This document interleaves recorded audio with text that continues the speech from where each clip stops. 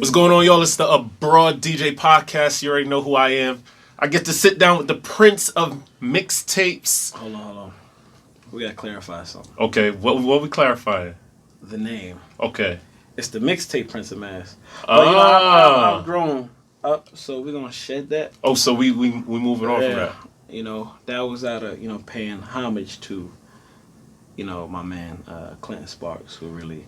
Okay. You can't mention mixtapes. I mean, if you know about it, mix unit, all that, without acknowledging Clinton Sparks. So then that's dope that you start like that, or we started like that, because I was going to ask you about that. I'm not from Mass, okay, right? And which camera I'm looking at? You just looking at whichever one. Right, you're looking straight. So I'm not from Massachusetts at all, right? All right. And when I came here and I heard your name, that is what it was associated with it, mixtapes. Yeah. And when I think of mixtapes, I just think about Brooklyn, right? I think about everyone going to the corners or going to the streets and buying the mixtapes from the things or Fulton, the bodegas. Yeah, Fulton, 125th. But was that the same vibe out here though? Out here it was different. Well, I mean, wait, hold on. Before we get to that, I didn't even introduce who you are. I mean, we jumped there right in.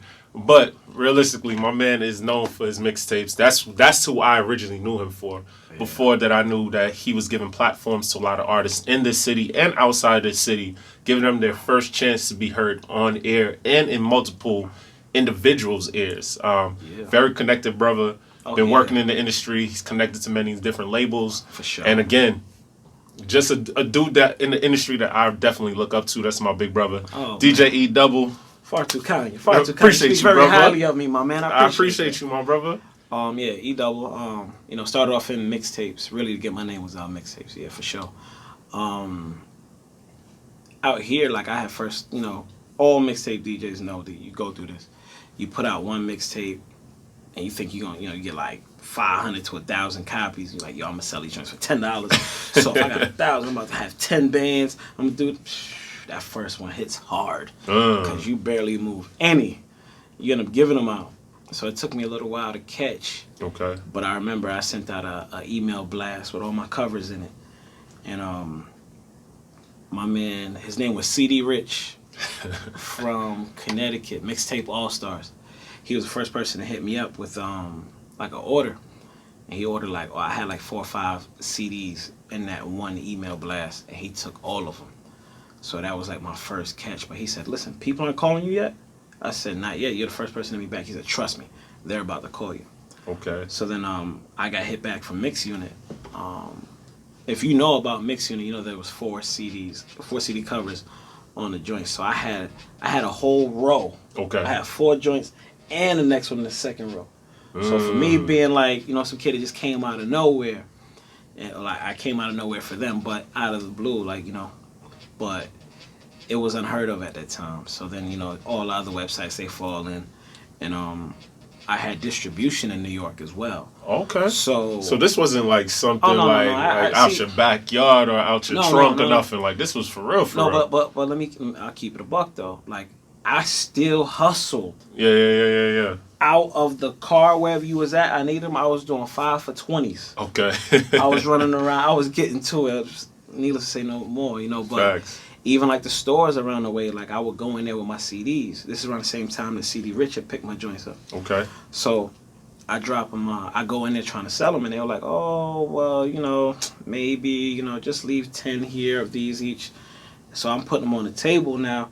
You got Clue, you got Green Lantern, you got K Slay, you got Clinton, Oof. You got the G Unit CDs. So you got some competition. Yeah, everything. Okay. Yep. So put my CDs there too. Now what ends up happening is I came back, all my joints was gone. Okay. So I'm like, word. Dude, he was like, oh, bring us some more, and this time we'll pay ahead of time. Hey, okay. So now, off of just one quick run, real quick, they was with it. So I was like, all right, cool. I started moving, like I was dropping off 10. First time I went in 10. Now the second go around is 20.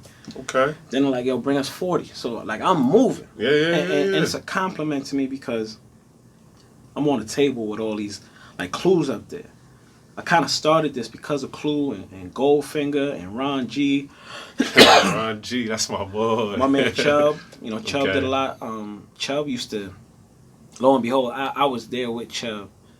He was working on a mixtape when he got the text. Not even a text. two-way time ports. You dating yourself right now, bro. I didn't have it. I was young. I Okay. think I was in high school. I was still in high school, I think. Okay. Yeah, I was young. So he got that message that he was going to be on Hot 97. So like I was right there with him, practicing. You got to clarify. So Hot 97 New York or Hot 97 Boston? Hot 97 Boston. Okay. This is when they had a station out here. Right. So yeah, I was with him. Yeah, it was a dope experience to be around like certain key people at certain times. Facts. Who else? It was like you had people like my man Lus. Okay. He was doing a DVD, so he had the blends on the DVDs. It was monumental at that time, man. That's crazy. So Mass was a whole different environment then. And there's more DJs out here that was getting to the mixtapes too. Word. Yep. And that's crazy. I feel like when I came here, I missed that whole era. I feel you did. I mean, because you got to keep in mind, like, I was shipping thousands of CDs to my man in New York. Okay. To go ahead and get off out there, like I was good. When you hear Clue shout out Amadou, yeah, and all these dudes know who I am because of mixtapes. Gotcha. So it's like I grew up listening to Clue. Shout out all these people, the label reps and all these people are my peers now. Okay. So it's dope to have that feeling, man. No, that's dope. I mean, that's crazy in general. And I think it's funny to even talk about it. I had to learn this the hard way. So when you rep, because I used to always say Boston. I feel like as outsiders, right? Or as an outsider, we come in because we always hear Boston. Yeah. So I know I would come here and I'll talk to people from like outside neighboring towns, and I would get rashed out. So I know I just start saying Mass, right? Yeah, it's for me. I'd rather even say New England. Yeah. Because there's so much more you can cover. But I'm going to tell you just like this. The way Boston feels about Boston, they're very particular about who represents Boston. Okay. They'll play that, it's from the outsider's perspective in, the only city you identify Massachusetts with is Boston. Facts. The people I feel the worst for is Springfield. They're 2 hours west, damn near upstate They're close New York. to Connecticut. That's Hartford Jr. Facts. But here's the thing: when they say they're from Massachusetts, people are gonna say Boston. Not 2 hours away, two completely different things. Okay. But they're gonna, they're gonna say Boston, and they're closer to Hartford, closer to New York than anything. So I feel bad for them. But me myself, I was born and raised in Fitchburg, Mass. Okay. I get love in Boston. Everybody shows me love, but I show love to Boston. Yeah. You just gotta do the right thing. You gotta move the right way thing out here. Yeah. That's what it is. And you just can't get caught slipping, and but they're very particular, like very particular. I can't stress that enough. Like it's but when do you those put that B hat on and some pride behind it. Like certain people take it a completely different way. Yeah. But would you say those differentiations of like the different cities and us calling out those cities, is it because like hip hop is stronger in certain cities? Is it like a rivalry type thing, or just literally just straight out how New Yorkers are like, I'm not from New York, I'm from Brooklyn? It don't even got nothing to do with music. It's just nothing to do with music. Okay. It's more so they're prideful of who represents Boston. Okay. That's 100% what it is. And, I understand to a degree, but then at the same time, I just like, and when you're in New York, like, yeah, they're not saying that Queens ain't Brooklyn and Brooklyn ain't the Bronx and Bronx ain't Manhattan or whatever. And that ain't Harlem. It's just New York. So for me, I look at it like, how could we be so much smaller and less developed, yet still want to, separate ourselves when we're going to have more strength and numbers and unity? Facts. And that's just obvious. But I mean, I can say this: the younger kids, they're not worried about none of that divisive stuff. They're not. You got good music, or I rock with you. You a good dude. Oh yeah, say less. Okay. They're not worried about who's repping what or who's saying who's what. Like that, and that's all internal. Yeah. You got to keep in mind that has nothing to do with external. Because I tell you just like this: to the girl who's walking down the street right now with her AirPods in her ear, right now listening to music, she's not saying I'm not listening to A Boogie because he's not from Boston. She's listening to A Boogie because she likes the song. Facts. There you have it. Okay, so you feel like hip hop in general from then to now, it's the just progression good. is just people are worried about that. Worry about making good music, good content. Then straight up. Well, what's the point in getting caught in something that's so small? And a lot of people that say that, I would say that they would even be inner circle people. okay. When I say inner circle, I say people that are within the industry, because you look at it like this: when the South wins. You say the South, you know, you're going to focus on Atlanta. Yep. You make Houston kind of had it. Florida was running with it. You know, Facts. but Atlanta's always remains dominant. They got some heavy hitters out there. But the South messes with the South. We're not talking about a city inside of a state. We're talking about a region. Yep. Messes with a region. Word for word. I think I got video of this interview. I know I definitely got audio. But Project Pat told me, he said, the South, we don't care if you from Timbuktu, whatever. If that thing is jamming, we jumping on it. And Southern hospitality is a real thing. They're really nice people out there. So you really back up that whole, like, the South really hold down the South. The East is like really divided. But it's a way of life. It's a way of life. We're not like nice people up here. Off top, you're not a nice person. Mm-hmm. Like, you know, you're gonna keep it pushing. You hear more horns up here in traffic. You know, all type of, you know, middle fingers fly, all type of crazy stuff. And that ain't got nothing to do with music. That's just the person. Facts. Okay. All right, take it. You know, people just aren't as kind, you know, up here. And that's just a way of life. That's how things are. Down south is different. Their emphasis on time. We rush up here. We trying to hurry and get there. Down south, they relax. Facts. We live in a fast lane. Slow lanes are the fast lane up here, you know, because we all trying to get there. We all trying to get there. Down south, you could just chill and relax and take your time. And conversations are slower. Yeah. Because they're not in a rush to get nowhere. Facts. It's a different lifestyle up here. Okay. But really, it's a F you pay me. Or what have you done for me lately? That's what it is. All right, so talking about that, right? Being in your position where you do open up the door for a lot of artists to get their music played, distributed, just heard in general, right? Let's just leave it at that. Mm-hmm. You open up the door. You created a platform or a part of a platform. I didn't create it. Part of the platform, right? And the platform we're talking about is the Launchpad, if y'all haven't heard about it, which Sunday is nights between 10 to 12, best hip-hop show on the FM dial. Look left, look right, you ain't found one better yet. Bang. You see how he kicked in right away? Yeah. You see how he kicked right in? You know how to turn it on. Yeah, facts. But you see, now having that platform where you can put on for the city. Yeah, not even the city, I put on for the region. I put on for the period. region. Agree. Is there a particular way that you like artists to approach you? Is there a path that you feel like an artist should follow before talking to the DJ? Yep, just like this. Have some respect. Okay. Treat me like how you would want to be treated. Okay. First and foremost, I'm a human being. Very much so. Before I do anything else, I'm a human being. Now, if an artist is coming at me, like if this is your first song you made and you feel like it's gonna blow, you very well could have something. Yeah. The chances are slim that I've seen in my own run-ins. But just don't start saying, yo, I'm the hottest thing in the streets. You messed up right there. Because the streets should tell me that you're the hottest thing in the streets. Okay. Not you. That's one. Two, don't talk about somebody else. Like, yo, my music is better than this person. And okay. It's like, it's not about that, bro. Maybe this person got a movement and really out here moving units and doing shows and doing this. Never just... I just come from never having to talk down on the next man and put yourself in a position to try to win. Because you make yourself look like a sucker now. Yeah. You don't. What do you benefit from talking down on somebody who's not present? Would you talk down on that person and their presence? Really, I don't even want you to answer that question because you shouldn't even have to do that. Just worry about yourself, you know. Come correct, you know.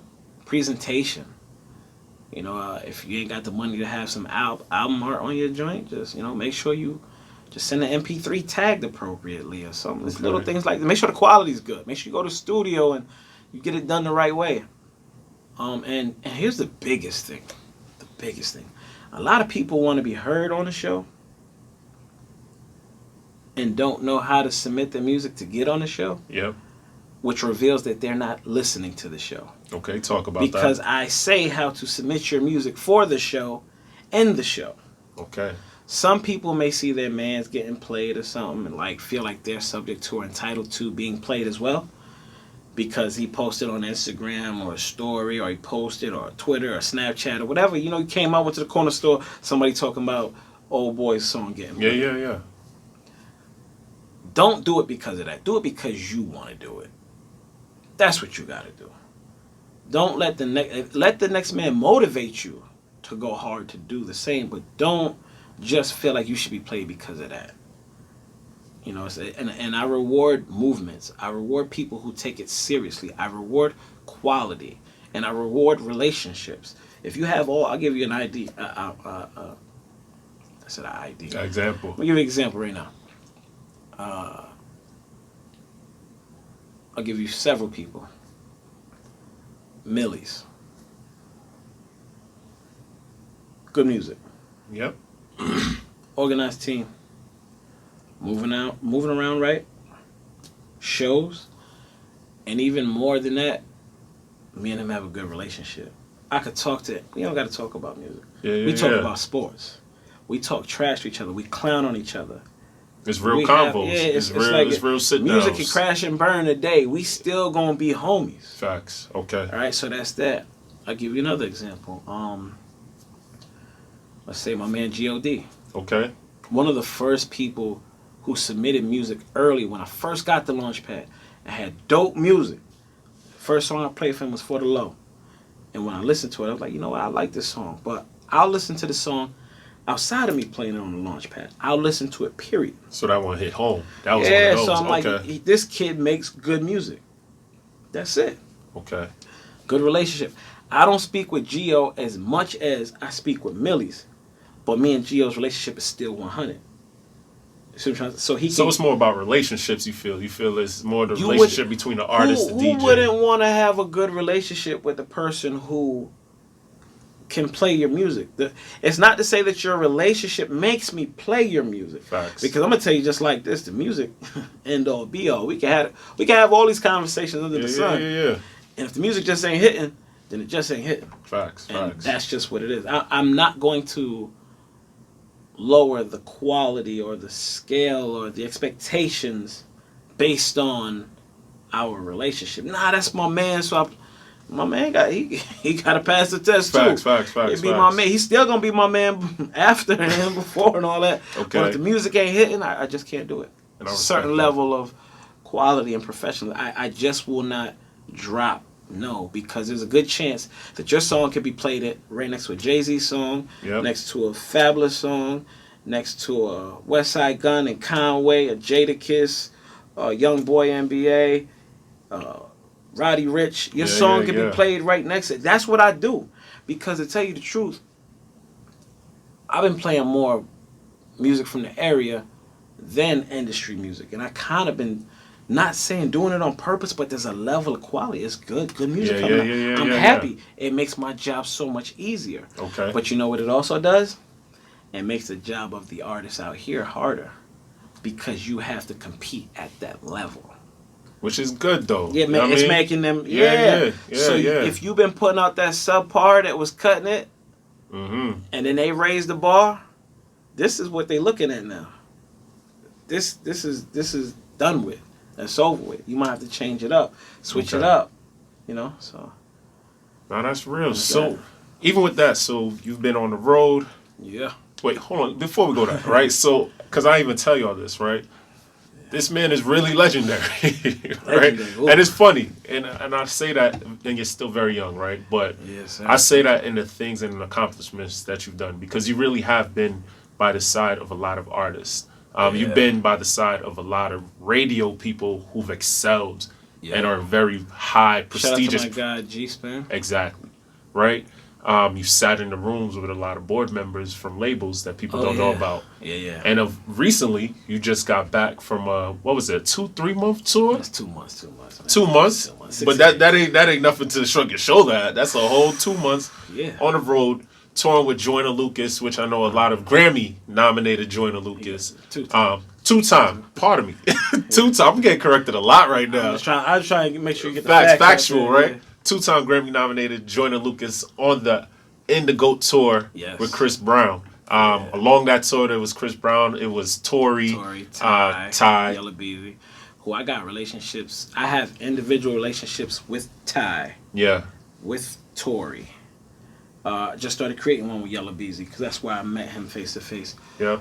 Chris do what Chris do. Chris is Chris. Y'all can check out his social media. He has a clip of him playing basketball about them. And the way my man talking right now, he talking to them just the same. Oh, yeah. Which also goes back to Tory talk trash. But that's what I'm trying to say. That goes back to the relationship aspect. Because ain't nobody... You ain't just walking up to nobody you don't know and just talking reckless like that. You understand? Called me. I remember we was in Jacksonville. Yeah, we was in Jacksonville in the hotel. And I just ordered like some chicken linguine. Facts. So I'm eating and Tory called me. He was like, "Yo, y'all coming to play ball or what?" I was like, "Yo, man, I'm about to eat, bro. I can't even do it. I'm eating. Actually, I'm eating at that time. I can't even do it." All right, so he called again, and I didn't pick up the phone. So he called again. I'm like, "Yo, what's up?" He was like, "Yo, you gotta come." I'm like, "Why I gotta come?" "Your boss is coming." This is my boss. Joyner. I was like, "He my boss," but now everybody's suiting up, and I'm like, but Tory, everybody knows. If you see Tory's social media, Tory sucks. Tory, like he's 1,000% confident, but he's passionate about everything that he does. Okay, if he's I like do that. Passionate. He's passionate. No. 1,000. Tory's passionate. He's always been that way. He's been confident, and he's always felt like he had to prove himself. And basketball he didn't. He didn't prove himself. So that's why he's so good at music. That's what you try to say. That's the one place he didn't prove himself. He's a hacker. He ain't got no left. Like I can't even take him. You basically just giving up this man's game. So you're not even giving him a chance to play nobody else. I don't care because he sucks. So see, when you really play ball, and you expose somebody for not having a left, you kind of gotta at least try. You gotta do something. Try to dribble with your left, finish with your left, do something. So I cut his right hand off completely. I'm playing D like this. I'm like, go left. Go. He still wouldn't go left. So he don't. I really played ball though, man. It's different. That's how I really played ball. It wasn't with me shooting in the gym. Yeah, I ain't shot in the gym in a little while, but it's always muscle memory, baby. All right, so talking about that, right? So you're on because we're talking about relationships, for the most part. Yeah.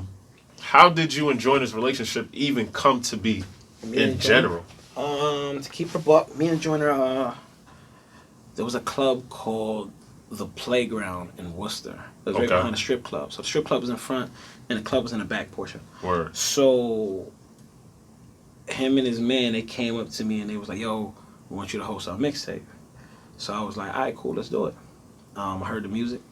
I hosted them. It was a group. It wasn't just him. So I hosted the mixtape, and then it was like, "Yo, we want to do the CD release party." We did at a spot called Irish Times in Worcester. Word. So we did that.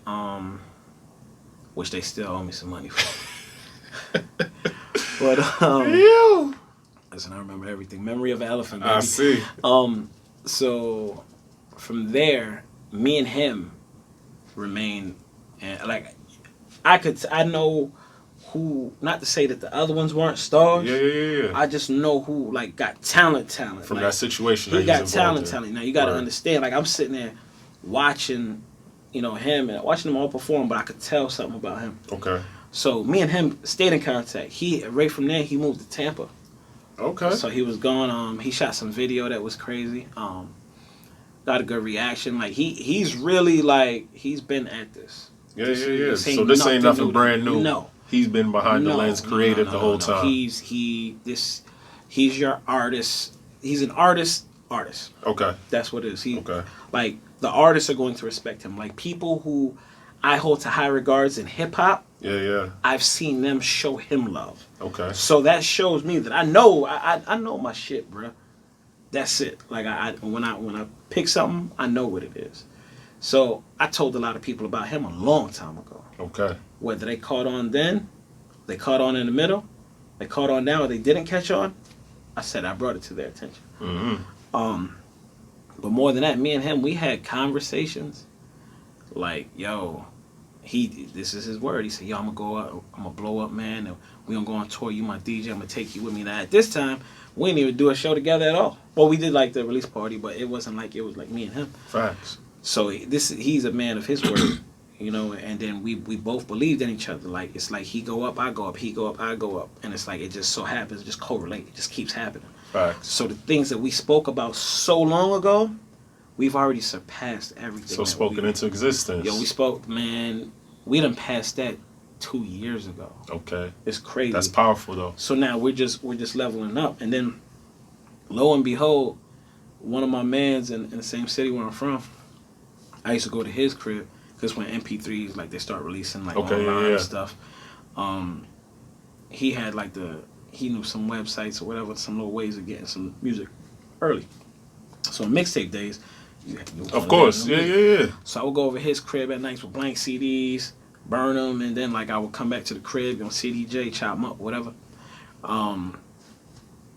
He actually sent me a song that was Joyner. This is years before I even met him.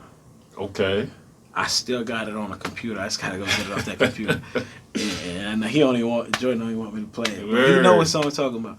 But yeah, so like he was on my radar, but I didn't know who he was.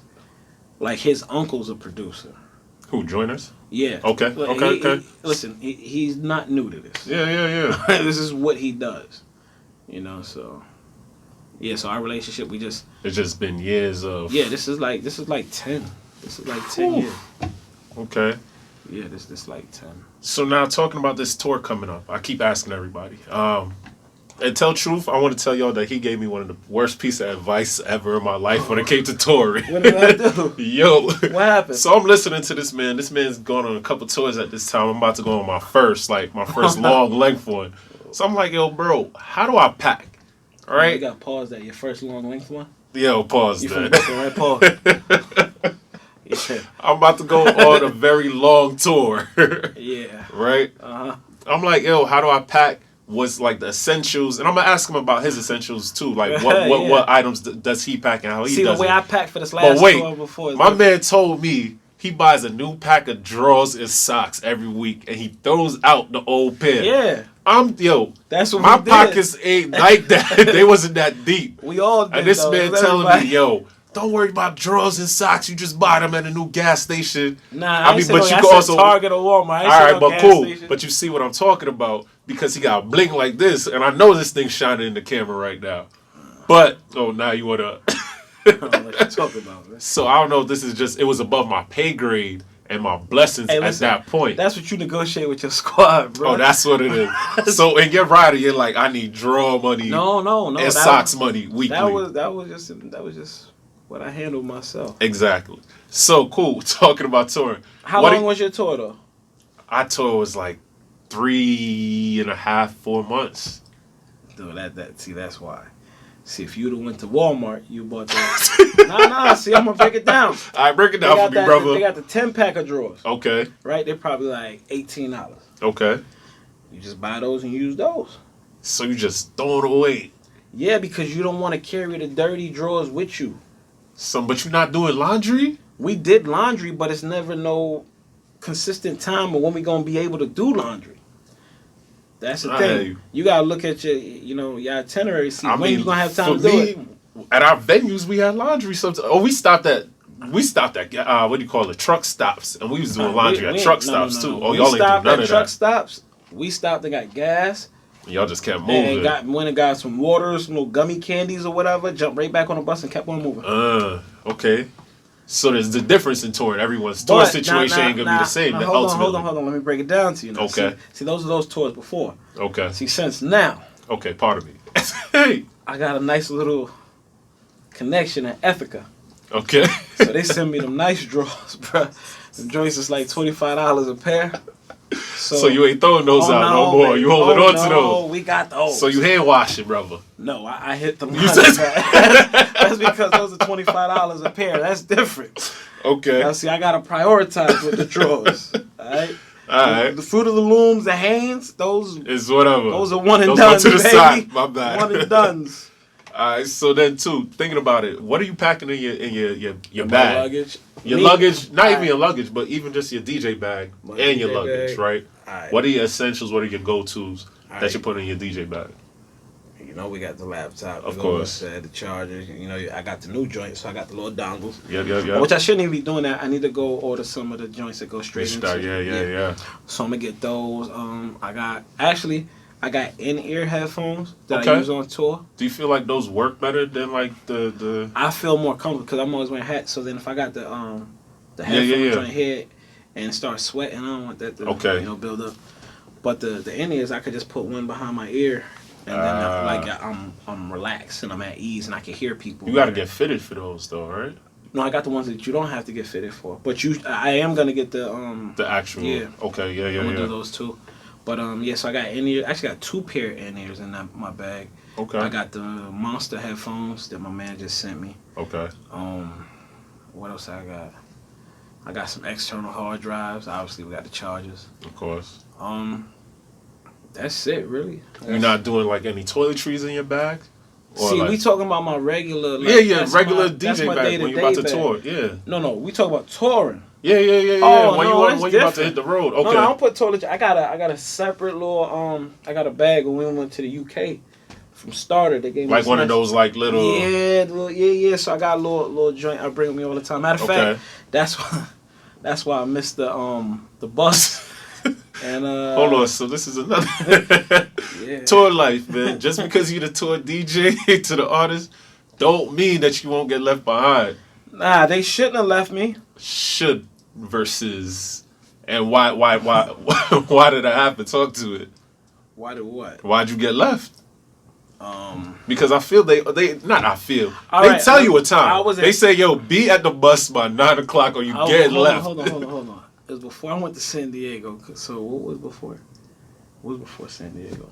It wasn't Anaheim. Anaheim was our last day. It got a V in it, I think. What was it? I forget what it is. Okay. Whatever. So we there. And I want to take a shower. So I called the lift and I went to the hotel and I was chilling. I sat there, I was like, I had everything. I had my book bag, I had everything. But I ain't have my leather. It's a leather starter bag. It holds everything I need, just enough to switch up real quick. So I'm like, damn, I ain't got my bag. I already took the lift to the hotel. I'm like, man, this is whack. So I had to do it again. So I called the lift back to the bus. Told him, hold on, because I'm jumping right back in. I'm going back to the hotel. So when I was on tour, I got sick midway through tour. Now this is like these are the last 3 days of the tour. Facts. Now midway, you talking sick like lost your voice, or you mean like actual like cold flu type? In a matter of 4 to like 7 hours, I lost my voice completely. When I say completely, like every time before he comes on stage, like I get left side, right side, everybody on your feet, bang, boom, whatever. As I bring the man to a stage right now, man, I couldn't say 3 words. I just had to just let the intro go, and then like I hype man for him, so I know what to say and when to say, and we got a interactive show, so I couldn't even do that at that point. My voice was messed. It hurt to talk. That's crazy. So midway through that, I wasn't sleeping right, so I had 2 AC vents in my bunk, and my head is laying that way. So when you congested, the worst thing for you is AC, like right on your head air. too. Yeah. So that's killing me, right? So I can't do that. And then everybody on my bus was smoking like there was no tomorrow. It was like a Snoop Dogg bus. It was one being passed, one accepting, and one about to get rolled. It was crazy. So I'm not able to like breathe. I can't fight this cold the right way. To tell you the truth, it took me a week and a half off a tour to get my voice back. I was scared that I was not going to get my voice back because I never lost my voice for that long. My voice randomly would just do all type of weird stuff. Like the squeaks and all of that. Just mess up. So, no, not squeaks. Like, it'll just go out. Like that's where I was at with it. So I'm bring it back to the joint, you know. So I lay down, like I sat on the bed, right, and then I just laid back real quick. Worst thing I could have did. Your body knocked out. Night. And right, so there's like a bus call. Normally, like yo, they go through check who everybody is. Yeah. So I'm like, all right, you know, I'm knocked out. I wake up.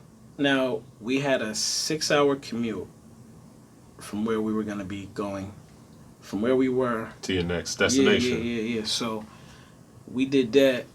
Normally, you know, everybody checking on everybody. So I woke up.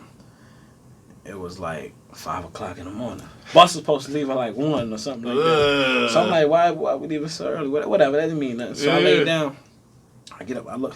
This is the crazy thing. I do remember waking up, but like when I'm tired, like my body was like, yo, you going to sleep. You need that. Yeah, You're going to sleep. You need that sleep. Yeah. So I got up. I remember just taking off my clothes and then just not all my clothes. Yeah. Right? Not one crazy. People might take this out of context. Some people sleep butt naked. That's not me. So, like I just got in the covers and I laid down. So by the time I was like waking up and coherent, like it's time to get up, it was 5 o'clock in the morning. So I look at my phone. Nobody text me. Nobody call me. Look at my other phone. Like, no, wait. So I'm like, you know what? They know I'm sick. They know I'm tired. Yeah. You know, maybe, you know, we have a 6-hour commute. It's 5 o'clock. Maybe the bus hasn't moved yet. Yeah. So I call one. For one, he picked up the phone. It sounded like the bus is moving. So I'm like, yo, did the bus move? He was like, what time is it? I'm like, man, that's not the... I asked you, did the bus move? Like, why you answer the question with a question, man? Just give me the answer. So he's like, I don't... Hang up on him. So I called the manager. Like, yo, y'all left me? He's like coming out of his sleep. But it sounded like, because I never mess up. I'm the one person on the team who never messes up. And I'll tell you this. I still don't consider this a mess up. I consider sound me like being a mess sick. up, brother. No, I was sick. Right. And I needed some rest. Yeah. That's what it was. My body is like, no, we can't do this anymore. We need rest. That's what it was. So cool. I called him, but I'm thinking like everybody's just sitting there looking at the phone like, oh, we got him. He messed up. So I'm thinking this is a prank. But he said, oh, what time is it? And then he's like, acting like he's asleep. I'm thinking everybody's looking. No, they left my black ass.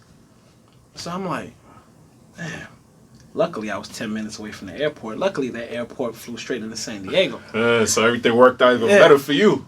So I'm going through the airport. Like, you know, I document it. If y'all go look at my Instagram, y'all see it in the stories. I document it very well. But I went on Instagram Live. And last year, I had a rapper by the name of G Perico. Okay. Come up here, did an interview with him. His DJ's my man. So I'm on live. He just so happened to jump on. He's like, yo, when y'all coming out here? I'm like, yo, man, I just missed the bus. I'm about to fly into San Diego. He said, yo, I live in San Diego. Perfect. Get off the live. He's like, yo, I'm going to come pick you up. I beat them to San Diego, all right? So I missed the bus, but I beat them. You still, I jumped on my flight. I was there 2 to 3 hours before them. Okay. So I'm good. Yeah. You know, I'm good. By the time they got there, I done went shopping. I done went and got me some healthy green drinks, all type of crazy stuff. My man trying to get his health back real quick. I told you, I'm trying to tell you, like, I was messed up on tour. I was sick. So it took me a lot to get it back, but I was, you know, getting to it, doing the right healthy stuff. But, I was good. I pulled up to the venue, you know. Okay. Knocked out my sound check. Knocked out the show. Sound checks, right? So this is something else I'm always talking about. So you preparing for your shows. Is it I know I'm going to Tallahassee, so let me tune into what's going on in Tallahassee. Music-wise? I know musically, right? Because we usually have our 5-10 minutes before the artist jumps on. Yeah, this next time we go out, it's going to be fun because now I'm going to have a platform, baby. Facts. So is that something that you consciously thinking about? Yo, let me pre-plan this set, or I know what's going to hit, or is it just we in the U.S. or we overseas? The thing about him is he's like, this last tour we was opening for Chris Brown. Yeah. So I didn't really have no time to like get busy or do things. Okay. So I didn't do that at all. Okay. The tour before this was I'm kind of a big... No, actually went across seas. I played a little bit over there. Okay.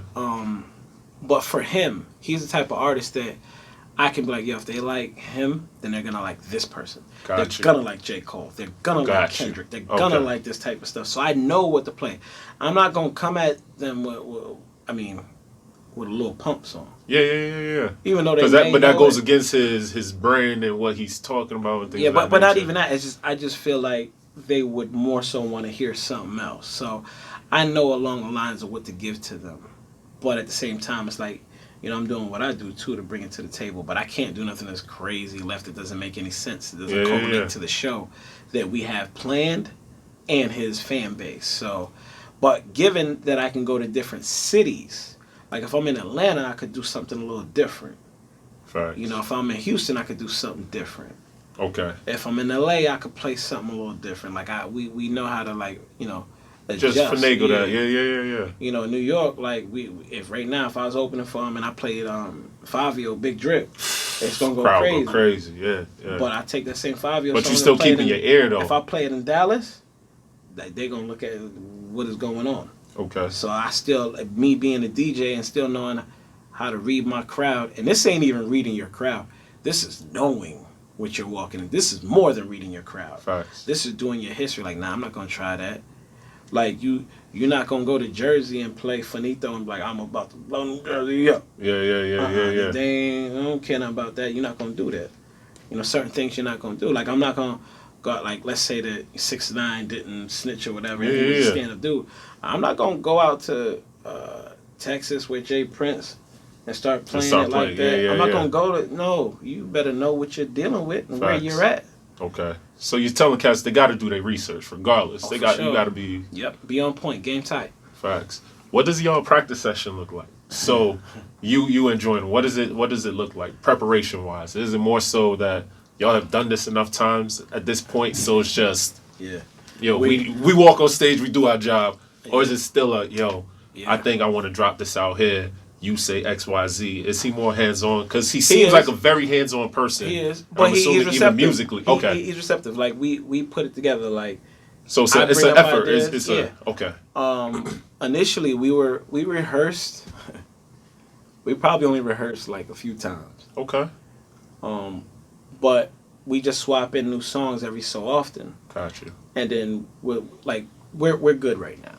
Okay. Not to say that we don't have to rehearse or we won't rehearse, but we know what parts are going to, like, I'll make the show edits. Like, I'll turn around, I need this to drop out, this to come in, and I know I could just watch him and I know when I need to say something. Word.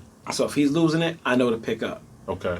And then like we'll step off stage, he'll be like, yo, good shit. Like, I got you. Like, that's what it is. If I see you like getting winded, no problem. I got it. So that's like, as a DJ, you're supposed to have your artist's back, and that's exactly what I do. But like, what you know, like, there's sometimes, man, he hit me with a damn audible, literally 2 minutes before stage. I'm putting something in Ableton, looping it, doing some crazy stuff. Okay. And I'm like, oh man, yo, if this one don't go right, it's not on me. It's not on me. You know, facts. And it always work out. But I just got to put that disclaimer out, because if it don't work, you're not gonna hold this one. You're gonna throw that one back on. Yeah. Pause. Quick with it. Very quick with it. So we're talking about you moving around. We're talking about your artist interaction, how you've been helping out a lot of people in the city. Even your success story with you being on air. Mm-hmm. Let's get back to the beginning, though. Yeah. How did you start, like, DJing, right? Because we knew you started doing mixtapes, which doesn't necessarily mean before that, though. Which doesn't necessarily mean you need turntables or CDJs or tape that to become a mix. Because it's really no. Okay, let's talk about it then. It's 2 different decades, 2 different eras. Okay. Where I come from. Yeah. This is when the blank CDs first started coming out like that. So you can make a mixed CD and have different songs on it. But the CDs wasn't cheap. Okay, so the tapes were still whatever. But forget about the tapes and the CDs. I still pride myself in getting turntables.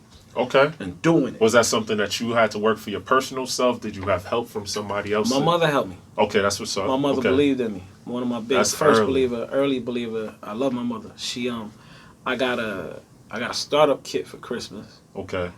And I outgrew that in 2 days. And I told her, she said, I knew that shit was gonna happen. Yeah. So like she should have bought the, so I got a Newmark startup kit. Okay. I feel like the right one felt like it was direct and everything. I was good, but the left one, something about that left one, as soon as I touched it, whoop, needle jumped off, started doing its own thing. So I put the little quarter on the joint, still jumped. It was that bad. But so you grew up turntables. Yeah, Tex. Okay. After that, like I had to sit out on my birthday. Yeah. And then Christmas. And then I got two 1210s, which I still have till this day. Those are my Tex. Okay. Those are the metal joints. And I got a Gemini mixer that had like a 12-second sampler and I could loop something on it in the right hand corner. I think like 737, 75, something like that. Yeah. Whatever. It's a Gemini joint. Yeah, I was using the Autophons at the time, the nightclub joints. Okay. Everybody wanted those because they look cool. I wasn't up on the shores like that. But then I got to the shores and like, forget, I'll never use your body changed, yeah. Yeah, it's a difference. It is. Always wanted a rain mixer.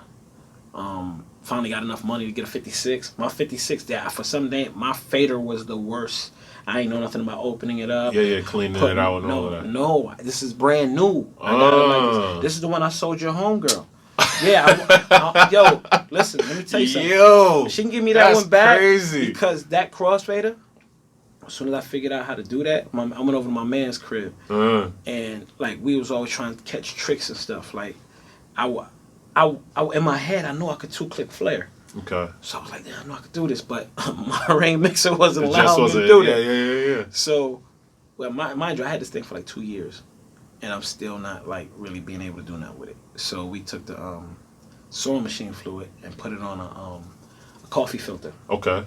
And then you rub it across the little, yeah. Man, change everything up. My fader was on the other side. Bounce back, damn it. Butter. Okay. So I was good now. Then we over there playing around. They like, yo, he's 2-click flaring. Like, yo, it's crazy. Look at him. And I'm just doing what I knew I could do. See, because everybody says all these names and everything. Yeah. I don't know the names of the cuts. I'm not that guy. I just know I want it to sound like this, so I figured this is what I gotta do to make it sound like this. Okay. That's who I am. Yeah. I didn't come up with like, yo, go ahead and do a crab and come back into a chirp and all that. I don't know all that stuff. I done seen it. I can't do it like that. Okay. So you taught yourself ultimately. You were blessed to be in a position to get the equipment early, and you literally just taught yourself. It was just time. Yeah, that's it.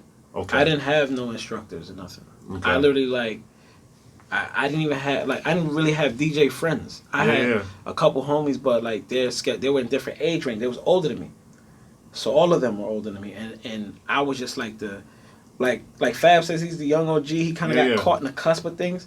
It's like I'm older than the younger kids, but I'm way younger than the older people. So it's like that's where I got caught right now. That's where I'm at. But I didn't have peers like that.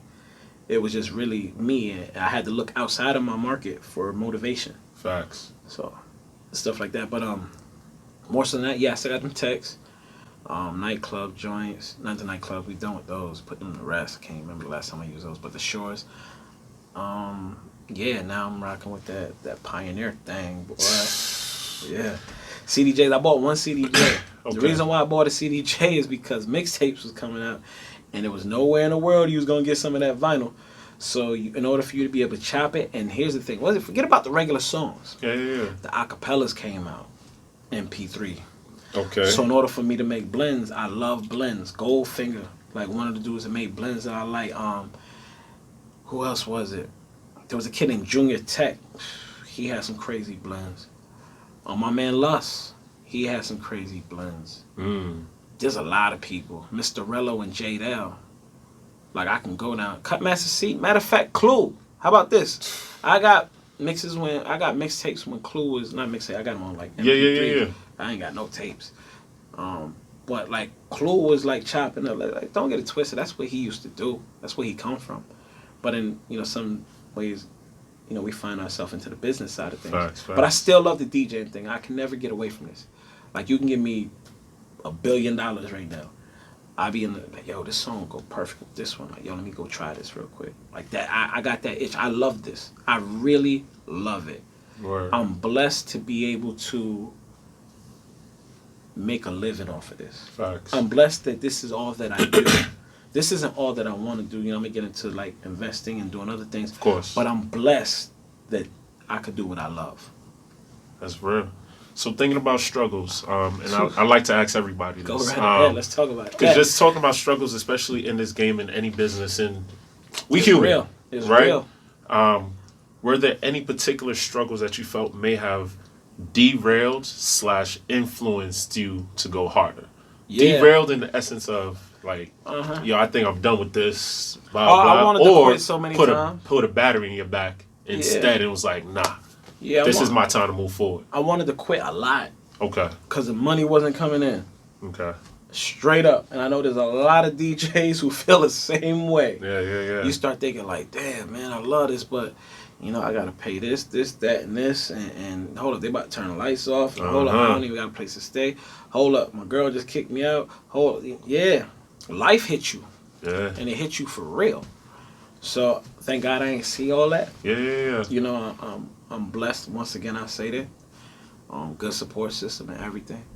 But, you know, I got up and I got it myself. But, like, you know, motivation factor for me is me being from where I'm from. Yeah. Being in a small city and being somebody like they look up to me back there, man. Like, I'm like one of the few. That made it out-ish. I don't say this as being, I don't brag. I don't care about bragging. I don't even, like, I'm a regular person. I just love what I do and I'm blessed to be able to do it. But I don't say this as bragging. So I don't want nobody to take this out of context. But I'm like one of the best things that came out of my city. Facts. To the point where I'm looked at as inspiration and I motivate these people to go get it. Because if I can come from it, go in the same corner stores as you, go in the same parks as you, living on the same streets as you. Listen, man, it was never sweet for me. Facts. We wasn't like struggling, like, you know, but it wasn't, man, listen. I had, but I ain't have everything. Yeah. You know, Mom's made sure I was good. But it wasn't sweet. You know, struggle really was there. And then, you know, I ain't have a team. When you really see me, you see me, you know. And a lot of people had a team.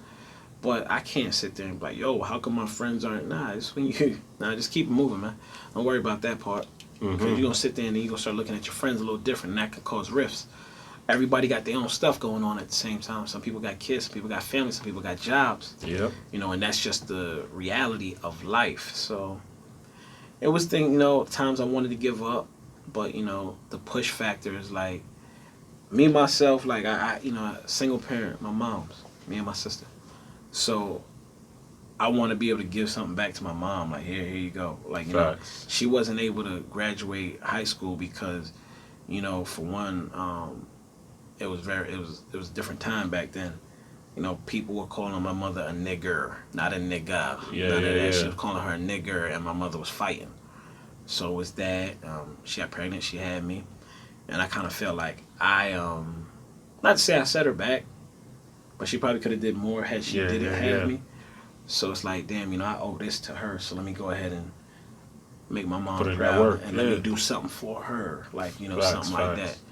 You know, so something like that. And then there's a lot of single parent moms and kids that I want to inspire, not just from my city, but, you know, I got to start with my city because I got to give back to my city. But I will give the time to any kid, anywhere, to inspire them to be who they can be. I mean, if you want to be a DJ, so be it. If you want to be a clothing designer, want to shoot videos, want to be a producer, want to be a lawyer, whatever it may be, because you don't have to be all this entertainment stuff. Lawyers keep making money like their whole lives. So does this presence of you trying to give back to your community, you trying to be an example, tie into you not doing like smoking or drinking?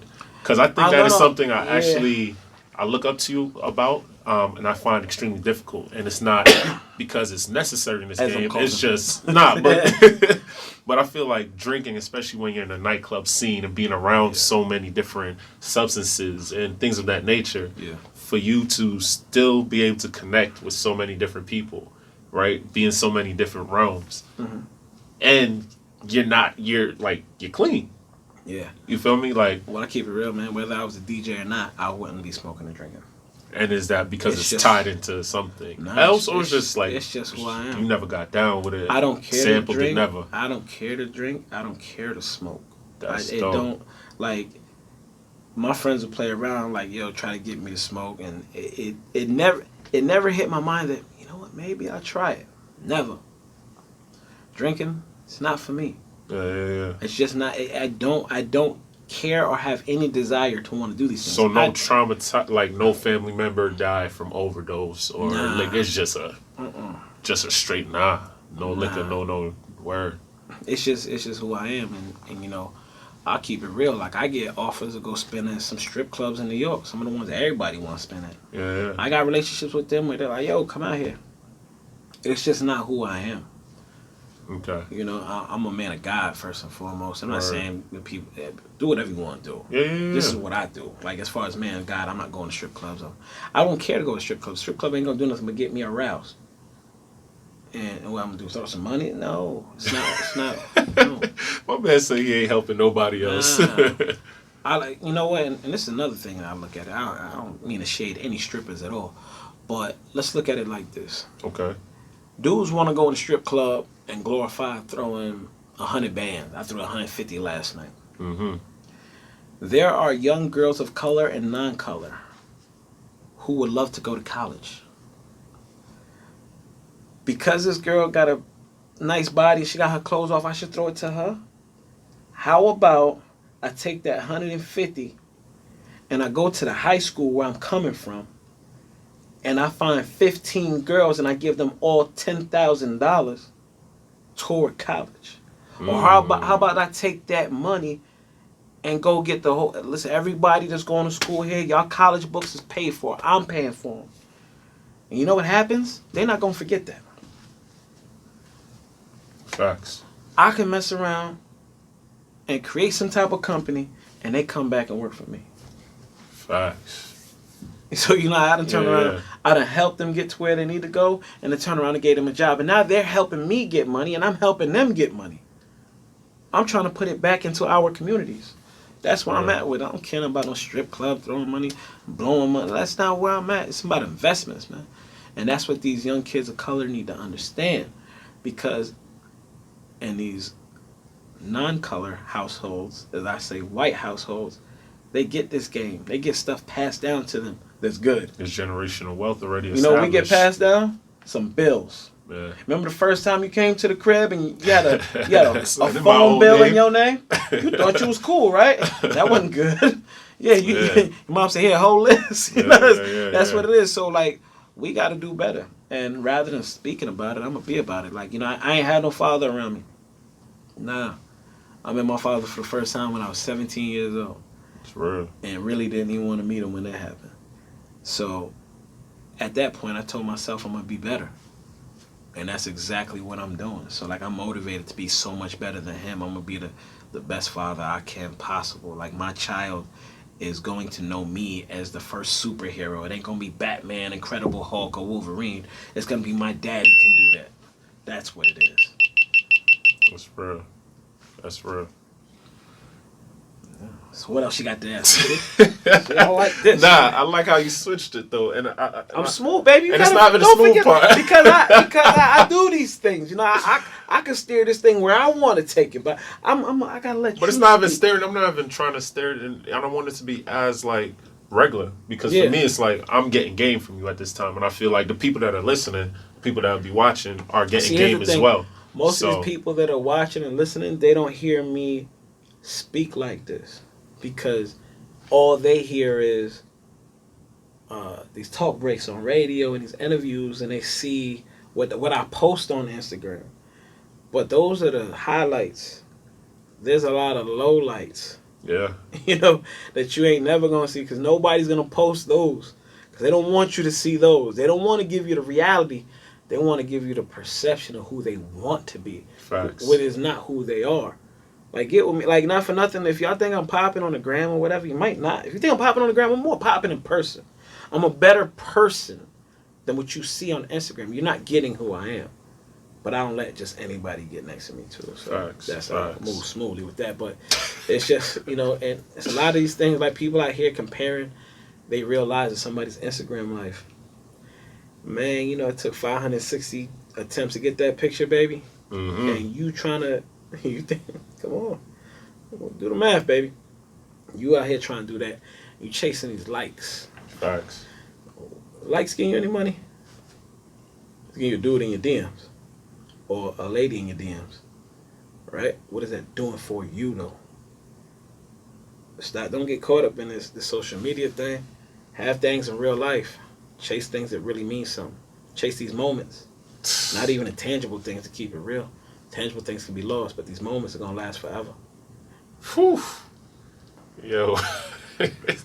I don't think y'all heard. I'm going to need y'all to take y'all time, go back through this video, go back through the podcast. Listen, baby, I need y'all to listen. It's lots of gems in this one.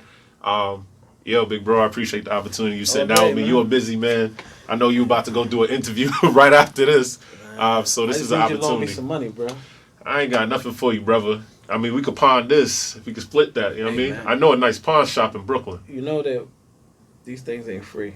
Ain't nothing in this world free. So I need you to send me that cash. You also sit next to a king. You feel me? I graced you with this presence. Okay, so your presence is not a present. Yo, listen to him, son. We sounded like T.I. My man about to be hitting me with words. I hit you with the expeditiously. Expeditiously. Listen, you over here on some clandestine activity. Not trying to go ahead and let me enjoy it. I don't know what you're talking about, brother. Yeah, see. Yo, make sure y'all check my brother out. Tell him again where they can find you. And also, one other place where we're going to put this out, where you can get your music listened to, not necessarily played. Okay. But listen to. Yeah. So let's break this part down. Let's put that down real quick. For music submissions, you can send it to Launchpad at jammin945.com. That's Launchpad, jammin945.com. Launchpad, jammin945.com. That is for submissions. It does not mean that it's going to be played. All right? Nothing in life is guaranteed but bills, death, and pain. All right? Gems. But other than that, yeah, Launchpad every Sunday night between 10 and 12. Shout out to my guy G-Spin, who, started the show. Passed it to On and On. Rest in peace to DJ On and On. Phenomenal DJ. Did a phenomenal job with the show. Passed it to my man Hustle Simmons. Shout out to my man Hustle. And now, your boy. I got it. I got that baton. I'm going to run with it. And I feel like on my clock, we're going to get something big. Something big going to happen here. I know it. I'm going to be a part of it. Speaking it into existence, man. Yes, it's going to be something big. So, do that Sunday nights between 10 and 12 to submit music. Once again, I'm going to tell you, listen, Launchpad at jammin945.com. When you approach me, just let me know who you are. This is what you do. Respectfully. If I can sing some music, I appreciate it if we can, bang, and we take it from there. That's it. We respect each other. That's what it is. Respect is going to earn respect. Disrespect is going to get disrespect or disregard. I'm here for y'all, man. I'm here for us. It's not for me. It's for us. But personally, you want to get with me? Twitter. I have fun over there. I love Twitter. Shout out to Tweet Now, my squad out there. Instagram. On the Twitter, Instagram. I really don't do the Snapchat thing. Whatever. I'm on it. Everything's spelled the same way, which I spelled double wrong, but this is how I do it. Is DJ Edubble. Once again, spell it for you one more time in case you didn't catch it. Oh, yeah. Dubble. So, rock with me. Twitter, Instagram, Snapchat, all that. We got the website coming up. Double or Nothing is the movement. You'll see a lot from there. About to start working on some things that y'all will hear about very soon. Facts. Yeah. Yo, keep it locked. You rocking with your boy DCaso, my big brother DJ Dubble. Yes, sir. We up out of here.